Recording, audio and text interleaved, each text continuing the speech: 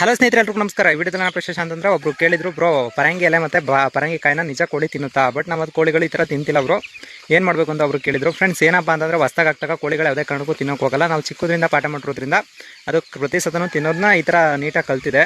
ಇಲ್ಲಿ ನೋಡ್ತಾ ಇರ್ಬೋದು ನೀವು, ಪರಂಗಿ ಎಲೆನ ದೊಡ್ಡ ಕೋಳಿಗಳಾಗಲಿ ಚಿಕ್ಕ ಮರಿಗಳಾಗಲಿ ಯಾವ ಥರ ತಿಂತೀನಿ ಅಂತ ನೀವು ಕಂಟಿನ್ಯೂ ವಾರಕ್ಕೆ 2 ಸಲ ಹಾಕಿದ್ರೆ ಈ ಥರ ಪ್ರೋಟೀನ್ ಮತ್ತು ವಿಟಮಿನು ಅದೇ ತಾನಾಗಿಯೇ ಗ್ರೋತ್ ಆಗ್ತಾ ಇರುತ್ತೆ ಕೋಳಿಗಳು. ಜಾಸ್ತಿ ಈ ಥರ ನೈಸರ್ಗಿಕವಾಗಿ ಮತ್ತು ಏನಪ್ಪ ಅಂದರೆ ನೀಟಾಗಿ ಆಯುರ್ವೇದಿಕ್ ಥರ ಇದು ನೀಟಾಗಿ ಆಗ್ತಾ ಬರ್ತಾಯಿದ್ರೆ ನಿಮ್ಗೆ ವಿಟಮಿನ್ ಮತ್ತು ರೋಗ ಲಕ್ಷಣಗಳು ಈ ಥರ ಕಮ್ಮಿ ಆಗ್ತಾ ಇರುತ್ತೆ. ನೀವು ಹೆಚ್ಚಾಗಿ ನುಗ್ಗೆ ಸೊಪ್ಪು, ಈ ಥರ ಪರಂಗಿ ಸೊಪ್ಪು, ಇಲ್ಲ ಅಂತಂದರೆ ಅಚ್ಚಿಗೆ ಸೊಪ್ಪು ಅಂತ ಬರುತ್ತೆ, ಅಚ್ಚಿಗೆ ಸೊಪ್ಪು ಇಲ್ಲ ಬಾಳೆದಿಂಡು, ಪರಂಗಿ ಕಾಯಿಗಳು ಮತ್ತು ಈ ಥರ ತರಕಾರಿಗಳು, ಇಲ್ಲಾಂದರೆ ಈ ಥರ ಟೊಮೊಟೊ ಬೇಕಾದರೂ ಹಾಕ್ಬೋದು. ಟೊಮೊಟೊ ಈ ಥರ ಯಾವ್ದು ಹಾಕಿದ್ರೂ ನೀಟಾಗಿ ತಿಂತಾ ಇರುತ್ತೆ ಫ್ರೆಂಡ್ಸ್.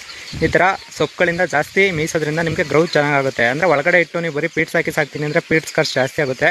ಈ ಥರ ಸಾಕೋದ್ರಿಂದ ಪೀಟ್ಸ್ ಮತ್ತು ಈ ಥರದ್ದೆಲ್ಲ ಕಮ್ಮಿ ಸಾಕಾಗುತ್ತೆ. ಈ ಥರ ನೈಸರ್ಗಿಕವಾಗಿ ಈ ಥರ ಸಾಕಿದ್ರೆ ಬೆಸ್ಟು ಫ್ರೆಂಡ್ಸ್. ಇದಕ್ಕೆ ಬೆನಿಫಿಟ್ ತುಂಬ ಇದೆ ಫ್ರೆಂಡ್ಸ್ ಈ ಥರ ಸಾಕಿದ್ರೆ.